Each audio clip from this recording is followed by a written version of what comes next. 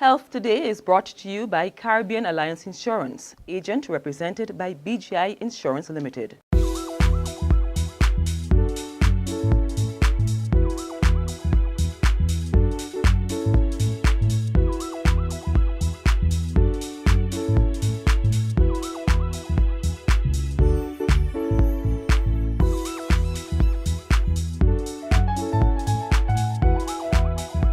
Hi, good morning. Hi, morning.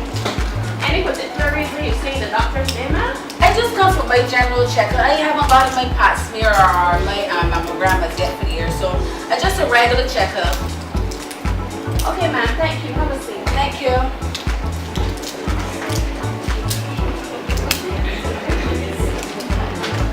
Brown. Coming. S. Brown. Coming.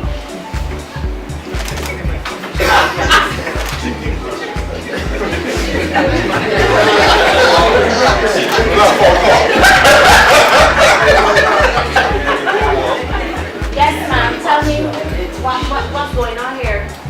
I have some joint pains, fever, and a rash. You're itching with your rash, ma'am. Next, please. Okay. You have a seat. Not a little bit if you're sharp.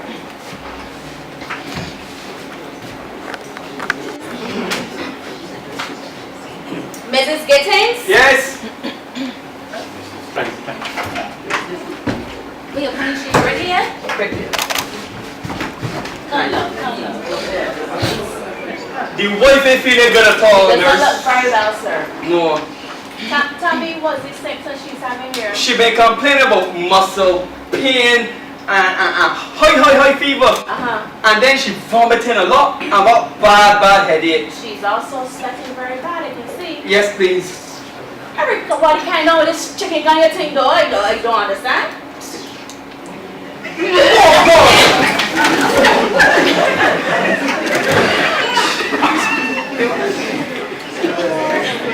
There's blood in the vomit answer. This is the first time that we've seen blood in the vomit, ma'am. Okay, you hold on, let me call the doctor. Hold on. Alright. Look. I guess I help you now. Good afternoon, Mr. and Mrs. Gittins. Good afternoon. How long she's been vomiting like that? She's been doing it for quite some time, but this is the first time that we've seen blood in the vomit. And you said that she has been traveling? Yes, we've been on an international cruise within the last 3 weeks or so. Anyone else on that cruise was ill? Yeah, and I had a woman. Yeah, but we don't really know who she is. And you said she's having muscle pain? Muscle pain and headaches and it dragged up. Alright, just a minute, please.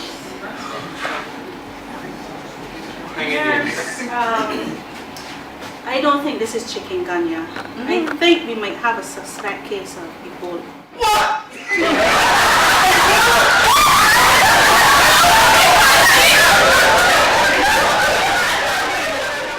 That scenario could very well be a reality, and it's just why the Ministry of Health has been conducting Ebola preparedness education and simulations with the island's medical practitioners. So far, the devastating Ebola outbreak in West Africa has claimed the lives of 269 healthcare workers. According to the World Health Organization, up to October 29th, a total of 523 healthcare workers have been infected with the deadly virus, 82 in Guinea, 299 in Liberia, 127 in Sierra Leone, 1 in Spain, and 3 in the United States. Here at home, local doctors are concerned that they don't have the capacity to effectively respond to the virus, and so they eagerly attended a series of training sessions last week. The sessions covered the identification, notification, and isolation of suspected Ebola cases, key aspects of personal protection, and the decontamination of an area with a suspected case. Chief Medical Officer Dr. Joyce St. John says their preparedness is critical. We're trying our best to approach this systematically and logically.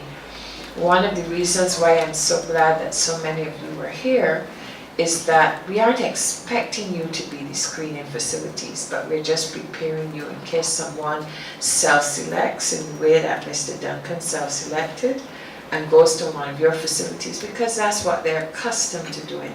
They're accustomed to going to you for everything. They may not be thinking it's Ebola. They may have had their head down in the sand this whole time, which is very possible. And so we are trying to prepare you not to be the screening facility, but in case someone slips through. We're trying our best to make sure that everyone is on the same page. In healthcare settings, Ebola is spread through direct contact with blood or the body fluids of a person who is sick with Ebola, or with objects including needles that have been contaminated. According to Dr. Heather Armstrong, medical officer in the Ministry of Health, from the outset, proper hand hygiene is a must, and healthcare professionals must wash or cleanse their hands frequently, including before handling a patient, after exposure to body fluids, and after touching patient surroundings. Organisms transferred to your hands, which can then be transferred to other surfaces or other persons. Organisms can survive for several minutes. And inadequate hand hygiene, or when it's omitted, or if you use the inappropriate agent, can mean that you are an agent in passing infection. Let's go to the next slide. So what are the prerequisites? Usually we say to you that soap and water is the gold standard. So you need your soap, your water, and paper towels. Usually we also say to you that liquid soap is recommended because it's a one use. With the bar soap, that can become easily contaminated, and each time you use that soap repeatedly, it means that you can reinfect your hands. So liquid soap is the best choice to make. Healthcare workers treating a suspected case or caring for infected patients should have no skin exposed. Dr. Armstrong says the personal protective equipment, or PPE, is the best way to prevent infection, and it should be chosen based on the level of exposure expected, the type of procedures to be performed, and its durability and appropriateness for the task. We have our gloves, which we use to protect our hands. We have the full body suits, or the gowns, which will protect your body. The N95 mask, which will protect your nose and mouth.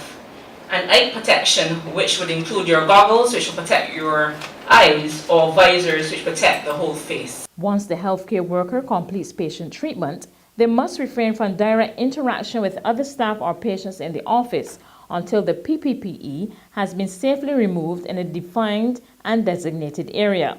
Dr. Armstrong says the worker will be closely monitored. For those who might have been in direct contact or have been exposed, they should be followed up care, including fever monitoring twice daily for 21 days after exposure, immediate medical consultation if symptoms develop. Suspected healthcare workers be cared for in isolation facilities, and obviously then we have to do contact tracing for anyone who may have been in close contact with this person. She stressed that the immune system can play a big part in whether you are able to overcome the Ebola virus, and she advised the professionals to replace bad habits with good ones that would help the immune system to be healthy. Of course, remind you about washing your hands and drying them with a disposable paper towel, eating a balanced diet, and good ventilation and good exercise with enough rest are all important things to help to boost your immune system.